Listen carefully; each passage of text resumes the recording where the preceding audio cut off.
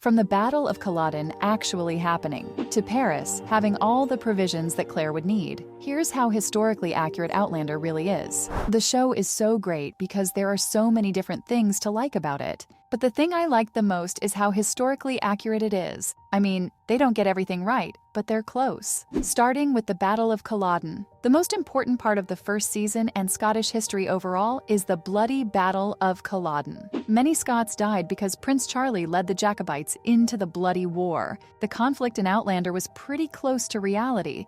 Only the characters were made up. It was a terrible fight, and the Jacobites lost in the end. The clans were changed forever, and things were never the same again. The Bonnie Prince wasn't seen or heard from in the show after he ran away. Plus, one Fraser soldier actually survived the battle. Those who've read the novels might not know that Jaime was based on a real-life Jacobite who went through the battle.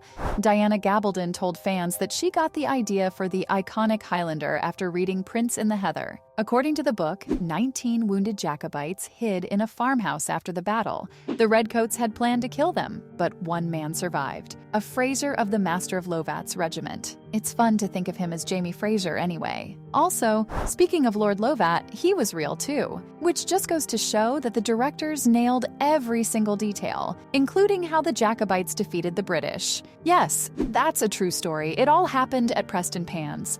The plot of a show like Outlander depends on battle scenes.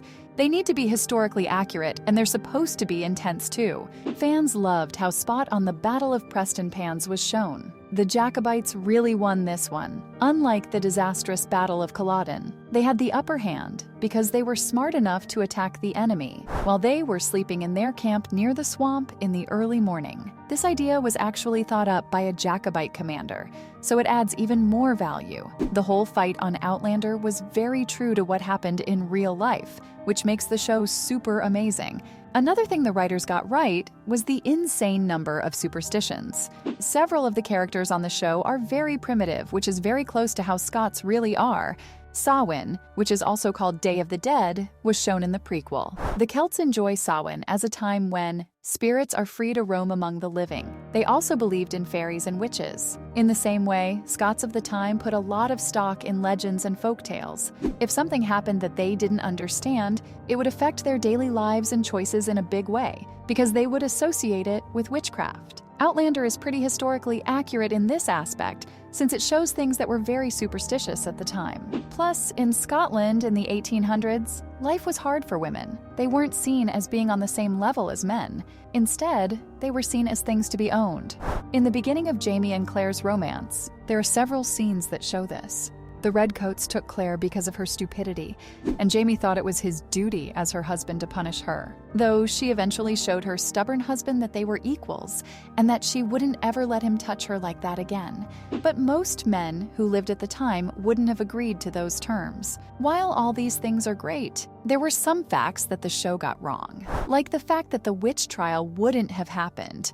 The amazing author of the Outlander books took some creative freedoms when she wrote about the witch trial in the first book. This was also shown in the first season of the show. Leary said that Galus and Claire were witches to get back at Claire for stealing Jaime. According to historical documents, the last Scottish witch trial was in 1727, which was almost 20 years earlier. In fact, by the 1740s, it was against the law to do something like this. So the story as a whole was wrong for the time period in question. And speaking of creative freedom, Craig na Dun doesn't actually exist. Now you know how iconic the setting is. It's where all the time traveling happened. After Claire first went through the stones, she tried everything to get back to her own time. The standing stones were still important when she was sent back against her will before Culloden, and then again when she came back after 20 years. Even their daughter and her lover came through the stones to rejoin their family. All of this wouldn't have been possible without them, but there are no such stones in the real world, and things didn't go back to normal so soon either. Another blunder that the team made was sugarcoating the effects of World War II. During the war, Claire worked as a nurse. When she first came on the scene, the war had just ended. The way the end of the war was shown on the show, it seemed like life went back to normal almost right away. In reality, though, it took years for everyone to get back to normal. They weren't resolved until 1947. While fans didn't mind that as much, they were pretty outraged that Jaime's tartans were the wrong wrong colors. This was a big mistake. The family tree for the Frasers had 2 lines. The Frasers of Lovat were Jamie's own Scottish clan. There was also a small group of Frasers who lived on the plains. On the show, the Frasers of Lovat wore gray and blue tartans. But in real life, the plaids on their kilts were bright red and green. This was a creative decision taken by the team, and while everyone looked pretty amazing, it wasn't historically accurate. If you think about it, it's kind of strange not to make the characters wear their real tartan colors. But maybe they thought that the real Fraser clan colors were too bright for the setting and story. Although settings and costumes can be changed, that's perfectly fine. What history buffs couldn't get on board with was the fact that they got some key details wrong in the Battle of Prestonpans. It turns out it was a general, not a farmer's son, who provided the strategy that won them the war. Remember when Claire's honor was threatened and a farmer's son was manipulated into feeling responsible for it unless he gave up the location of the enemy camp? Do you also remember that he turned out to be Lord John Grey?